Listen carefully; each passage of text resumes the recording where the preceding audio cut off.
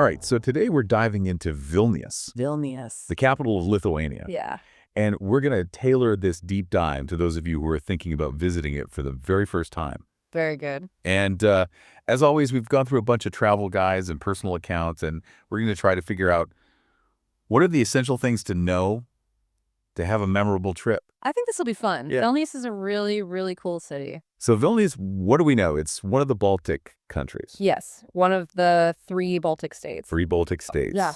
And the population I think I saw was like 2.8 million or something like that. Yeah. Back in 2021, I think that was the last census. So almost 3 million. Almost 3 million. Yeah. Decent sized city. Yeah. So it's not like a small, No, it's not a small town. tiny little capital. It's a proper capital. Yeah. And you can fly into Vilnius International Airport. Vienna. Vienna, very easy to get to. Okay, so let's say we fly into Vienna. Okay. What do we do next? Well, the good news is public transportation in Vilnius is great. Oh, fantastic. So you can easily get from the airport to the city center using public transport. It's very efficient and affordable. Okay, so we take the public transport. Yeah. We get into the city. Now, Vilnius, it's a historical city, right? It is. We're talking potential roots back to the 10th century, officially becoming the capital in 1323 by Grand Duke Gediminas. Gediminas, yes. So yeah, it's seen a lot. It's a lot of history. Yeah. So where should we go first? The Old Town. Oh, of course. Absolutely. UNESCO World Heritage Site. It's always a good sign. Yeah. And it's one of the largest surviving medieval old towns in Northern Europe. So really impressive. Okay, so we're going to see all those like winding little streets. Yes. Cobblestone streets, winding alleys, courtyards. It's beautiful. And a real mix of architecture too, right? We have a lot of different influences. Right. We're talking Gothic, Renaissance, Baroque, neoclassical. You name it, it's all sort of mashed up together, which makes it super interesting visually. Yeah. Because you've got the Lithuanians, of course, but also Polish, Jewish, Russian, German influences all layered on top of each other. So like a tapestry of architecture. Exactly. Okay, now there's a street called Billy Street. Wheelie Street, yeah. That's the main artery, sort of the beating heart of the old town, bustling with life, shops, restaurants, cafes. It connects Cathedral Square and Town Hall Square. 2 very important spots. Now, is this a very walkable city? Because I'm picturing myself. It is. With my little travel bag. Absolutely. Especially the old town, designed for walking. And actually, they have these fantastic free walking tours. Oh, those are always the best. Yeah, great way to get your bearings and learn a little bit of history. They often start from Town Hall Square, so easy to find. Perfect. Yeah. Okay, so the old town, where do we go first? I'd say Vilnius Cathedral. Every city has its cathedral. It does. So this one, I think officially it's called the Cathedral of St. Stanislaus and St. Ladislaus. Quite a mouthful. Yeah, and it's old, 13th century. But the current structure is neoclassical. Pretty impressive. Okay. And there's something you have to check out when you're there. It's right in Cathedral Square. There's a tile. It's called the Stebuklis tile. The Stebuklis. Yeah, it means miracle. It's got this whole story attached to it. Apparently, if you stand on it, spin around 3 times clockwise, jump and clap, your wishes will come true. Oh, I love it. So it's like a lucky tile. A lucky tile. But it also commemorates the end of the Baltic Way. Oh, wow. Back in 1989, millions of people linked arms across Estonia, Latvia, and Lithuania, a peaceful demonstration against Soviet rule. The chain ended right there on that tile. Wow. So it's a mix of, superstition and history. I like that. History and superstition combined. Vilnius is full of that. Okay. So we go to the cathedral, we find the miracle tile. Spin around, make a wish. Make a wish. What's next? Well, you can't miss Gediminas Castle Tower. It offers the most amazing views of the city. You can see everything from up there. Panoramic views. Totally panoramic. And there's a museum inside about Vilnius's history. Okay. You can walk up to the tower or take the funicular. The funicular. It's like a little cable car. It takes you right up the hill, saves your legs, although there is a small fee. Okay. But Gediminas Tower is really iconic. The tower itself is all that's left of the upper castle. Oh, wow. Been standing there since the 14th century, seen a lot of history. The museum inside is a great way to connect what you're seeing from above with, the actual events that took place in Vilnius. Okay. Yeah. So Cathedral, Gediminas Tower, where are we off to next? Church of St. Anne. St. Anne. Okay. This one's special. 15th century Gothic masterpiece.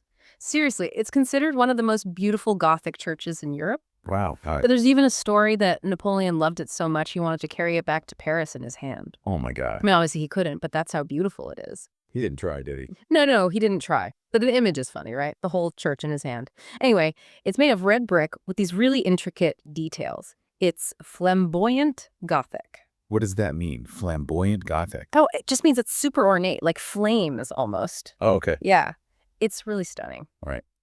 We've seen 3 churches now. What else? Well, there's one more kind of religious site I wanted to mention. Okay. The Gates of Dawn. Gates of Dawn. All right. So this is the only remaining gate of the old city wall. Oh, wow. Back when Vilnius was a fortified city.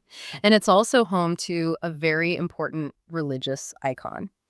A painting of the Virgin Mary called the Mother of Mercy. Okay. It's a huge pilgrimage site. People come from all over to see it. It's believed to be miraculous. So is it inside the gate? Yeah, above the gate, actually, in this little chapel. Okay. It's quite a contrast. You've got the bustling city outside, and then this peaceful, almost sacred space inside the gate. Okay. Interesting. Yeah. All right. So now we've seen a bunch of religious sites. We have. Anything else that's like a must-see? Well, we've got to talk about Vilnius University. Ah, yes. The university. One of the oldest and most prestigious universities in Eastern Europe.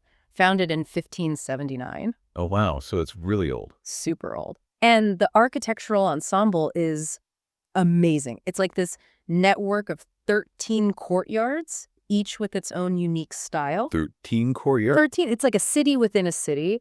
And each courtyard kind of reflects a different period of the university's history. So you can kind of walk through the history of the university as you walk through the courtyard. Exactly. It's a really cool experience. Wow. Yeah. All right. So we've seen the university. What about like the main square, the gathering place? Yes. Town Hall Square. Down Hall Square. Classic Grand Square. Built in 1799, and it still serves its purpose today. What do you mean? Well, it's where everything happens. Markets, festivals, concerts, celebrations. It's a really lively place. Always something going on. That's fun. It is. So definitely check what's on the schedule when you're there. You might catch a cool event. All right. So we've seen the old town, the churches, the university. Yep. Is there anything else we should check out in Vilnius? Oh, definitely. We have to talk about Užupis. Užupis. Užupis. It's a district in Vilnius, but it's also, well, it declared itself an independent republic. Wait, what? Yeah, back in 1997, they decided to become their own republic. They have their own constitution, their own flag, even their own president, and a small symbolic army, of course. Okay, this sounds interesting. It is. It's very tongue-in-cheek, but it really speaks to the spirit of the place. It's very bohemian, very artistic, lots of galleries, quirky sculptures. You have to find the Užupis angel statue. It's iconic. So it's like a little haven for artists. Yeah, kind of. And the Constitution is amazing. It's displayed all over the place in tons of different languages. What kind of things are in the Constitution? Oh, it's full of these playful, almost philosophical statements like everyone has the right to be happy. Everyone has the right to be unique.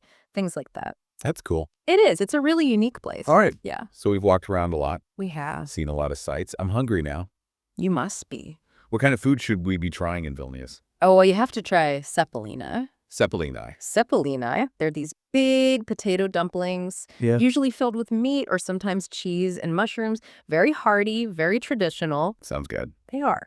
And if you're feeling adventurous, try alti barshai. Elti Barshay. It's a cold beet soup.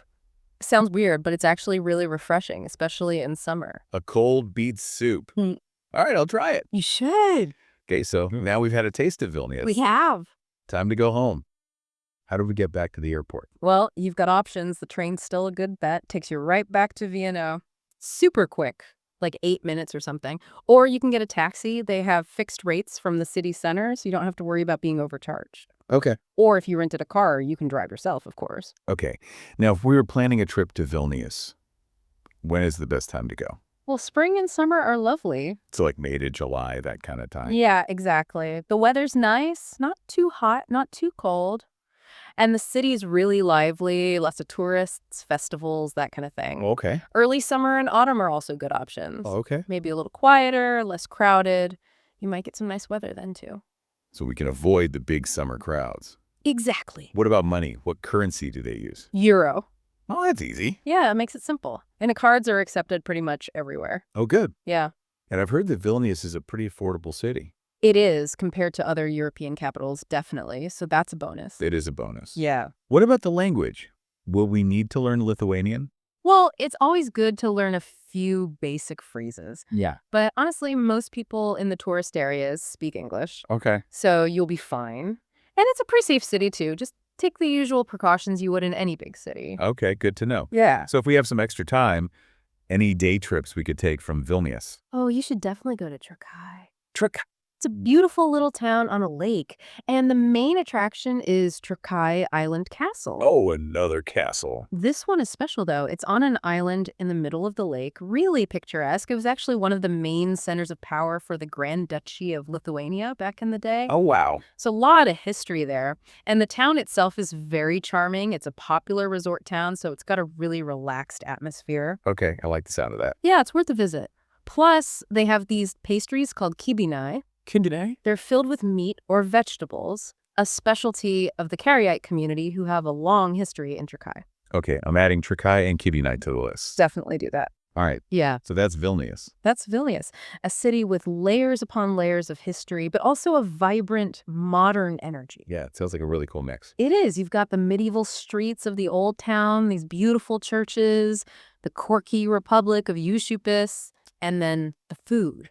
So hearty and delicious. And it's affordable. And it's affordable. What more could you want? Yeah.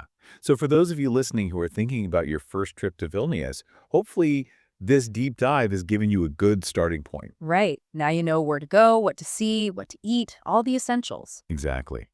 Maybe you're already picturing yourself standing on that miracle tile in Cathedral Square, making a wish.